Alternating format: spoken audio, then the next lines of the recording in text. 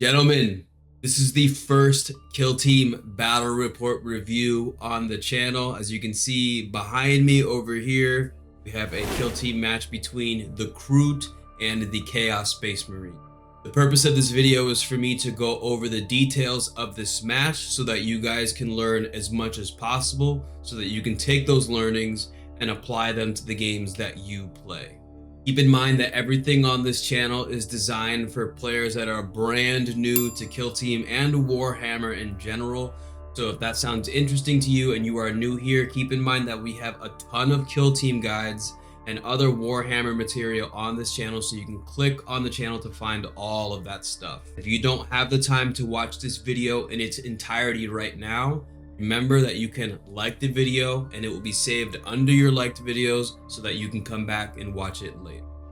Just to save time, in the comments below is going to be the list that myself and my opponents played. For new players, I think when you're looking at this list, what we really just want to be aware of is that these two models right here can shoot across the entire board, as well as the dude with the plasma gun over here. Always keeping in mind that plasma does a ton of damage. So if you're playing an army and you have the opportunity to shoot at something, you really want to make sure you take out the units with plasmas, because they pretty much one-shot models on the board. Over here are the Kroot that I was running. I would just recommend that you take the equipment and equip them to the Kroot rifles, so that you're going to have 5 Kroot rifles that gain the AP1 ability, so that as the Chaos Space Marines or your opponent's models are getting targeted, they're going to have to remove 1 dice to save from. So it makes it more likely that you're going to deal damage to your opponent's models. Just make sure you add 5 of those equipment. They cost 2 each, and you have 10 points total. So what you're going to see over here is the way we set up the battlefield. The purpose of this match is just to score points on our opponent's objectives. We have 1 objective, as you can see, on each building up top. What ends up happening is that my opponent's going to deploy on this side, I'll deploy on this side. The way we set it up is, for my opponent, this objective scores 0 points. You have to activate an ability to score a point. This would score my opponent 1. This one over here would score my opponent 3 points. And then this one over here would score my opponent 2 points. And the same thing is going to be vice versa for me as well. So it'd be 0 for me here, 1 for me, 2 for me, and 3 for me across the other side. Keep in mind, guys, that we're not playing secondary objectives during this game because my opponent is relatively new, but it's just something to keep in mind while we go through the rules and what's going on during this game. Taking a look at our deployment over here, I want you to notice that I have a ton of my models over here off to the side with the ability to shoot. These are all in engage, and you're going to see in a moment why I had those models set up over there.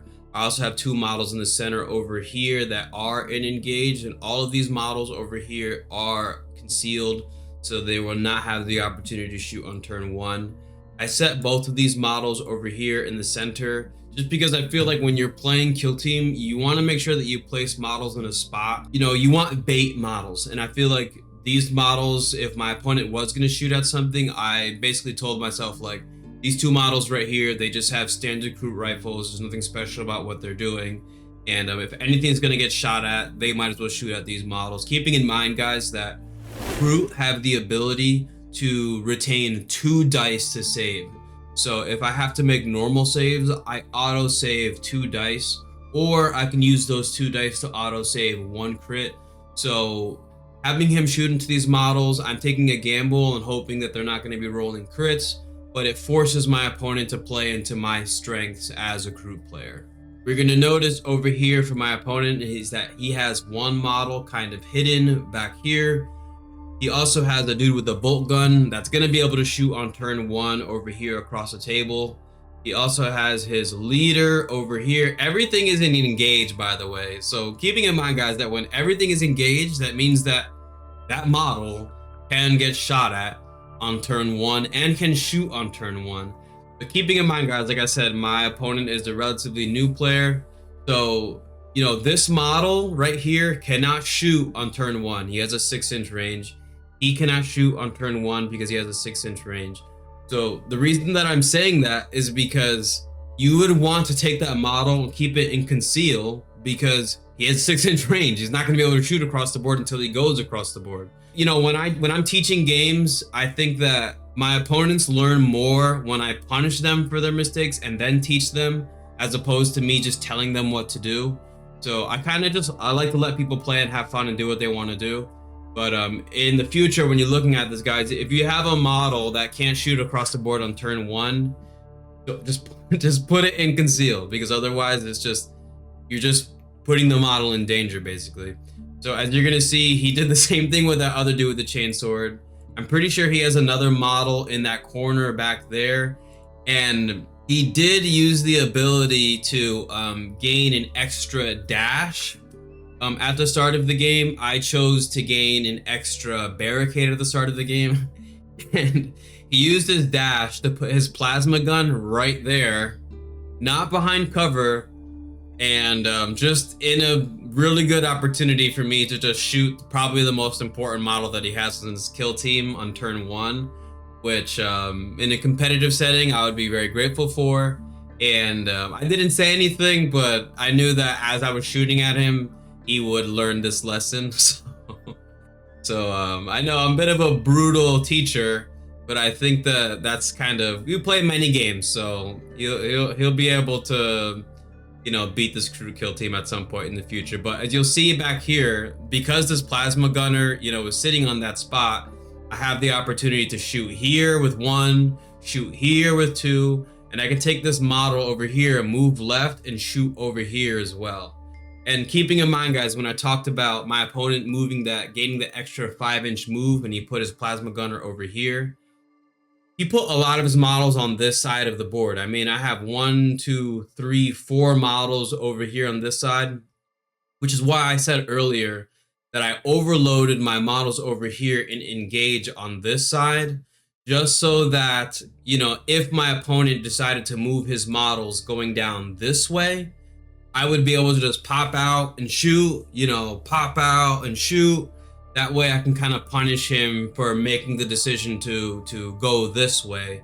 And I also want you to notice that the barricades, I decided to take an extra barricade at the beginning of the match, and you're going to see 1 barricade over here, 1 barricade over here, and then in the beginning of the round, you're going to see the other barricade over here. Keeping in mind, guys, that a barricade costs 2 circle to go across or to go over.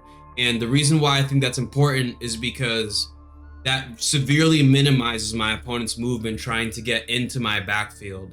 And you can use barricades as move blocking pieces so that you can slow down your opponent. Keeping in mind, guys, that my opponent has 3 models, I think, that we talked about earlier, that do close range damage. And I'm telling you, if any of these Chaos Space Marines get into my back lines and start dealing melee damage, he's gonna rip apart my crew. So you can use, in this instance, you know, I could have used the 5-inch movement for free to go forward, but I'm telling you, just do what you can to use the barricades to move block when you're playing against a melee heavy team. At the end of turn 1, guys, what you're gonna see is that I took a lot of my models and I placed them up here. Keeping in mind, guys, that the crew have a strategic ploy that you can activate that allows them to move up terrain, and it only costs 1 circle of movement to move up terrain. So instead of it being 2, I get that extra little bit of movement so that I can move into cover up against this up here. As you can see here, I shot with this model and I shot with this model over here as well. I'm keeping the model with this just gigantic weapon that absolutely destroys everything that it comes into contact with over here, just in cover, so that if my opponent decides to move down the board, I can just kind of pop out off to the side and just delete anything that walks this way. That's an AP2 weapon. That weapon, and it hits on 2s. That weapon does a ton of damage. If you're building crew, I highly recommend that you build that weapon over there. I forget what it's called. And then, as you can see, I moved my other crew, the dude with the bow and arrow, off to the side like I talked about earlier, and I shot with this model as well. And I also moved this model after he shot out of the way off to the side over here. I also moved my sniper up to this spot over here, scoring a point on the objective, as well as moving up my melee based unit here. I have another melee based unit hiding in this spot over here and conceal, and then my 2 dogs chilling behind the cover over here. So unfortunately for my opponent, he quickly learned the importance of putting models in conceal.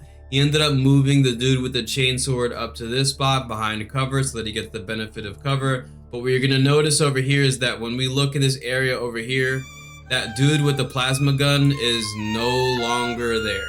And he's no longer there because I was able to shoot him off the board on turn 1, which is kind of devastating because the plasma gun is a gun that just points and just deletes things generally. And he was able to move the plasma gunner up to the top. He was able to shoot and then score. So right now the score is 1-1. The rest of the models that my opponent had, as you can see, we're gonna have 2 underneath this. He just ran them behind cover because he just wanted them to stop getting shot at, as well as those 2 models behind the building over here as well, just so that they can stop getting shot at. Going into this next turn, what you're gonna notice is I just keep this guy in this spot. I'm really not moving this model. What you're gonna notice is that the Kroot that I had here are now gone because my opponent eviscerated the Kroot that I had up top here with his model. He activated the strategic ploy of malicious volleys, allows him to shoot twice, and bolt guns inside kill team against Kroot are pretty good when you land all of your hits and you're rolling crits and stuff.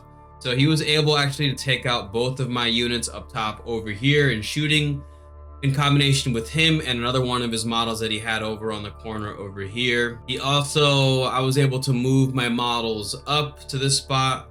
I really just kept this dude in this spot over here shooting up to the top, whatever was in that corner. What I really want to say though, what's most important is my opponent during this turn never activated his ability to score on this point during this turn, which means that because I activated my ability to score on this side, on this objective, at the end of this turning point, I have a 2-1 lead, and you're gonna see why that's kind of relevant later on. I moved up the one dude that was back here up to that spot over there, running the dogs up to this point to destroy that 1 Marine in melee, and I was able to safely take the model here and run him behind this point in conceal so that I could contest this objective and potentially score 3 points. So as you can see over here, here's the second Chaos Space Marine that my opponent used to delete my model. And then he also put his leader into conceal and moved him back to where he started originally when the game first started. So at the end of the third turning point, my opponent ended up taking his champion that he had over here and moved it up to this spot over here, thinking that he may run up to this point to try to just contest this objective, in which I took the model with the gun that deletes everything. I moved it up top. I still have him in conceal, so he's not able to be shot at. However, going into the fourth turn, I knew that if he ran him over here to this point, up to the spot, I would be able to, obviously put him into engage and just lay down tons of damage onto this spot. So technically, guys, like this model right here is a model that does a lot of damage. But I think that the reason why I want to focus on this model right now is because sometimes it's important to control space when you're playing kill team or just Warhammer in general. So like when you tell people like this model right here does a ton of damage, watch out with this model right here. That could be true, right? But like I also have to roll dice to roll a lot of damage. But sometimes like you saying those words, telling people like, yo, this is gonna hurt. Like this one does a lot of damage here. It puts you in a place where you're like, oh, well, maybe I kind of want to stay away from that thing if that thing's going to do a lot of damage. And, if me using those words is going to get people to become hesitant to go towards the side of the table, I basically just deleted one of my opponent's models with just my words, just talking, because now I'm forcing them to play differently by just talking. And I think that it really kept my opponent from not moving onto this side of the board. He did move that model up here. I ended up moving some models across, as you're gonna see. And I ended up pushing the 2 models that I had here and here up to this corner to contest this area over here. As you can see, my opponent's leader He's hiding behind the barricade over here, keeping in mind that he put it in the perfect spot, because if I turn this camera angle, what you're gonna see is if he took that leader and put it into this spot, I believe that is not considered obscuring because I have line of sight going straight through. So I would be able to shoot, but because he kept it behind this giant obscuring thing, I am now not able to shoot at him with 1, 2, 3 models in that spot. And then he does have the dude with the bolt gun up top that during the next command phase, what you're going to see, or the next turn, as you're going to see, he was able to move across over here and shoot down into the spots, killing one of the crew over there, so I couldn't score with that crew, as well as my crew going up and finally putting the finishing damage onto that model up there. But he basically denied me the ability to score 3 points just by destroying my models that I had over there, which worked out pretty well for him. At the end of the game, my opponent ended up having 2 victory points and I had 4 victory points. But keeping in mind, guys, that, you know, had my opponent just went up to that spot where he could score 1 point, just so you can see the table right here, had my opponent just played this objective and just defended this objective and just scored his 1 point every single turn like I did, we would have ended the game into a draw. You know, I don't think I had, even though I was deleting some of his models, I don't think I had enough damage to keep him from not scoring 1 point every single turn. So what I would recommend for players, you're looking to play a 6-man kill team, what would I do in the circumstance, or what would I do if I was playing my opponent's kill team? I probably would have just kept one of the dudes with the chain swords up here behind this to contest this objective, because in melee, guys, that's a lot of wounds for me to get through. That's like 12, 13, 14 wounds that I would have to chew through in melee, which is just not going to work for me. So the other 2 models could have pushed down the table this way, the other 2 melee models, and I would have kept the 3 with the ability to shoot just up top here, so that I could shoot with 3 models across the entire table, use 1 to defend this, because that's a lot of wounds for me to chew through, that while they're getting shot at, while my models are getting shot at, by the way, by the dudes up top here, and then 2 models going down this way, it would put me in a position where I don't think I would have enough damage to do anything to the guys that are running across, while 3 of his models are shooting at my models from their vantage point. If you're somebody that's playing a 6-man kill team, you have to make sure that you're keeping the dudes that can't shoot far and conceal, and you also have to make sure that you're putting yourself in a position where you're consolidating your forces and keeping them together. So that if there's 3 dudes shooting up here, man, the moment I pop out with one model, right, to try to shoot and deal damage, the chances are on the crackback I can get eviscerated, right? And not even just that, on the overwatch shots, you got to think about overwatch shots as well. Because I have more models, my opponent's going to be able to shoot overwatch, and even though it's going to be -1 to hit, it still puts me in a place where he's going to be able to do a ton of damage to my models. And I think that had that happened, he would have scored his guaranteed 1 every single turn, and also put himself in a position where he was going to be able to, you know, force me to defend this, as opposed to me not really feeling like I had to defend anything and just got to, you know, just apply pressure here and wherever I wanted to, basically, because there wasn't really a ton of return fire that was going to happen based on the position where the models were. So in the end, with the crew over here, I played more based on what my opponent was doing.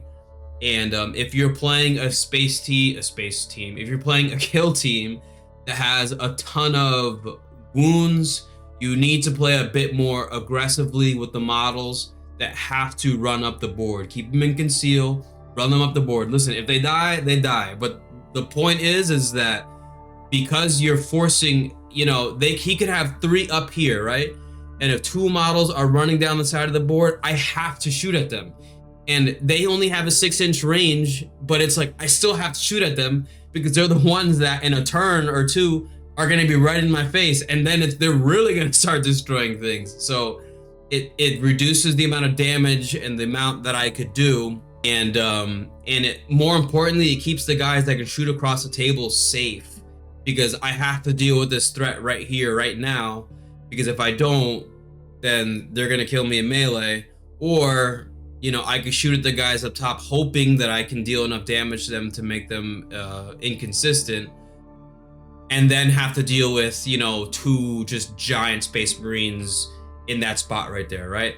And that pretty much was this kill team match. So I'm planning on getting more of these videos uploaded. If you guys have a specific kill team you would like for me to play during these matches so that I can give specific advice as to how to play those kill teams.